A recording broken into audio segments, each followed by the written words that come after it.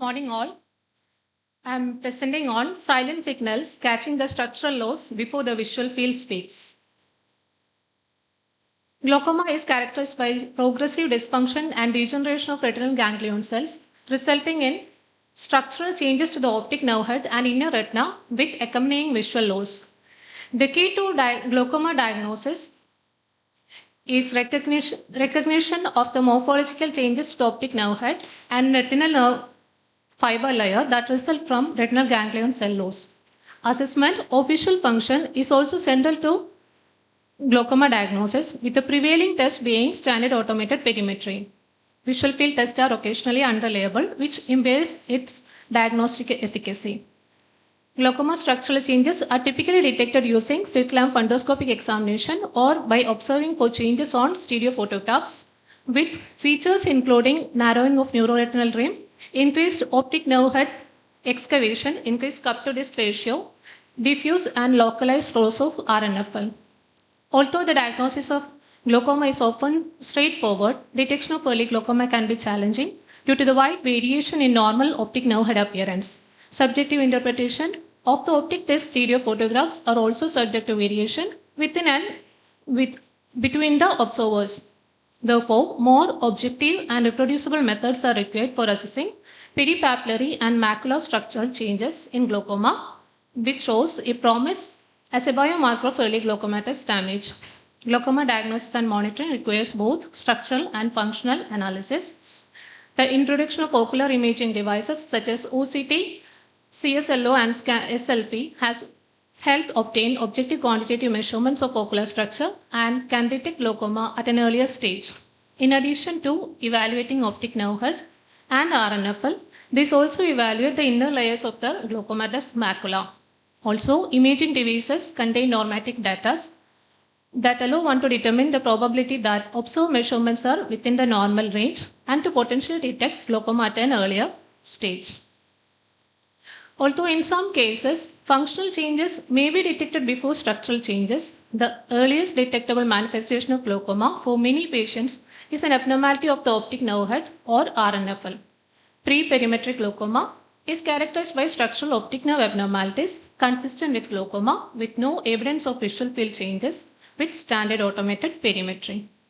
This figure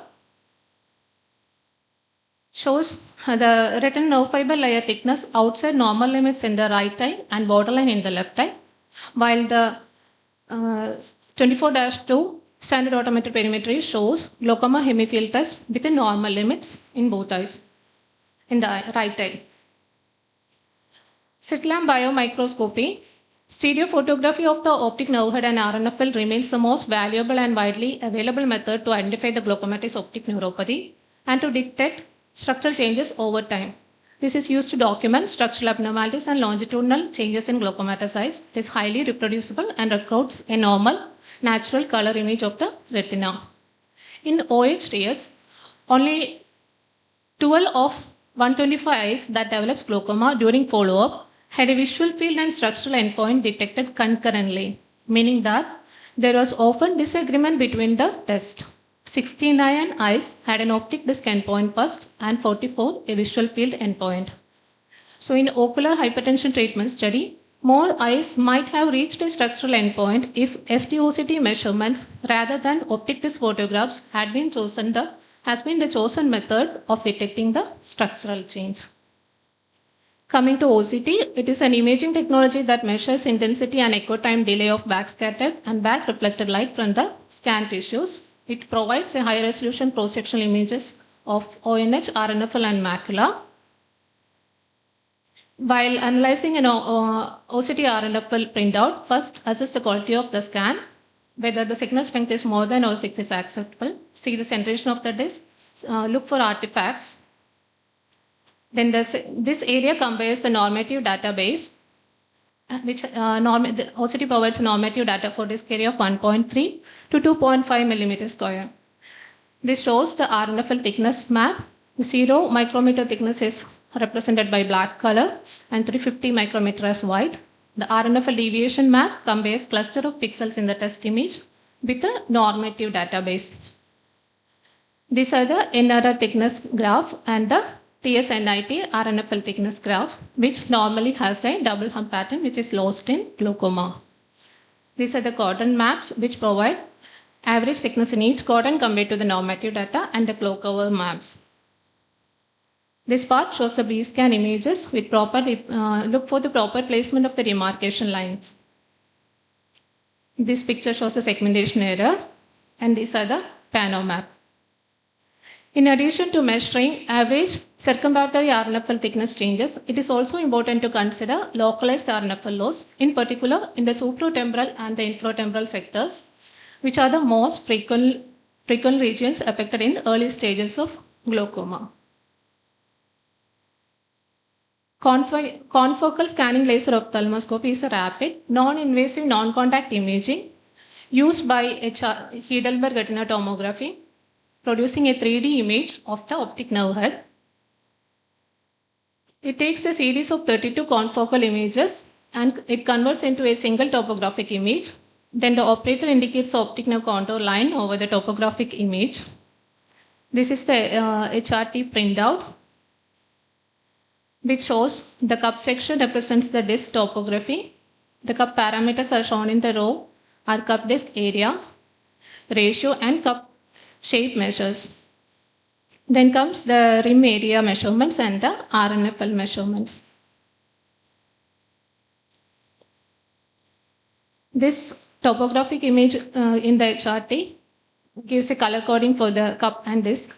The red one shows the disc cup area and the blue one shows the sloping NRR rim and the green one shows the non-sloping NRR rim. It gives the disc size also. Then it gives a reflection image. This is a reflection image which is valuable in locating and drawing the contour line around the disc margin. Then it also has HRT3 also provides glaucoma probability score, which is a new software and based on construction of a 3D model of ONH and RNFL by using 5 parameters: cup size, depth, rim stiffness, horizontal and vertical RNFL. HRT can differentiate between normal and early glaucoma size with a sensitivity of 79 to 87% and specificity 84 to 90%.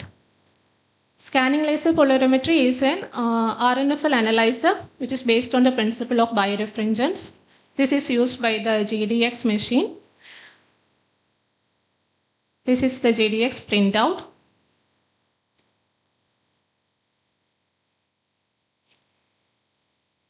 Coming to ganglion cell complex, as the macula contains approximately 50% of retinal ganglion cells, glaucomatous damage might be more readily identifiable in this region. The GCC comprises of RNFL layer, ganglion cell layer, and the inner plexiform layer. Several studies have shown STOCT macular GCC measurements to have similar ability to detect glaucoma as circumpapillary RNFL.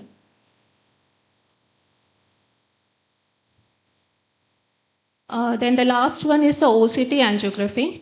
This technique, it is a technique that can measure numerous quantitative vascular parameters such as vessel density, blood flow index, parapapillary deep layer microvascular dropouts. Few studies have demonstrated that the values of these vascular parameters have become lower than within eyes of mild, moderate and severe glaucoma as compared to the non-glaucomatous eyes. This picture shows the peripapillary vascular density, then the vascular density inside the disc, then foveal avascular zone, parafoveal vascular density, and this one shows the more vascular dropouts and less vessel density. So to conclude, although histological studies have suggested that large number of retinal ganglion cells may be lost before one would expect to detect a statistically significant defect on automated perimetry, some studies have shown that first manifest sign of glaucoma may be either a structural or a functional loss, and therefore early diagnosis depends on testing both the domains. The relationship between structural and functional damage is not fully understood, and particularly in early disease, there is often apparent disagreement between the measurements. So we have to before making a diagnosis, it should be a multimodal approach with clinical, imaging and the perimetry. Thank you. Thank you, Dr. Maya, for that